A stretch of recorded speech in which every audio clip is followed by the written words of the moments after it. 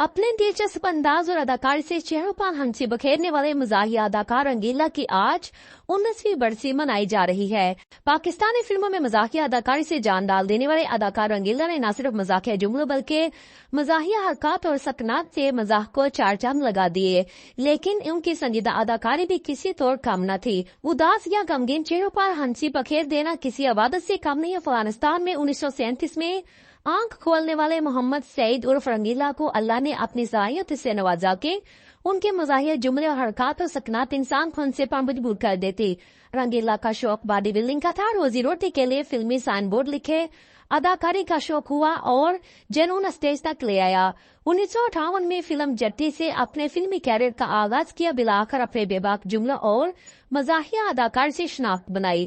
رنگیلا نے مزاحیہ اداکاری کے ساتھ فلم رائٹر، گلوکار، ڈائریکٹر اور پروڈیوسر کے طور پر بھی اپنی صلاحیتوں کا لوہا منوایا۔ انہوں نے 400 سے زائد فلموں میں اداکاری کی، جبکہ پرائڈ آف پرفارمنس اور 11 بار نگار ایوارڈ سے بھی نوازا گیا۔ کامیڈی میں چارلی چپلن اور گائیکی میں سہگل اور مکیش سے متاثر تھے۔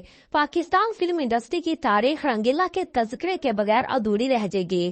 انہوں نے فلم بینوں کے دلوں پر انمنت نقوش چھوڑے ہیں۔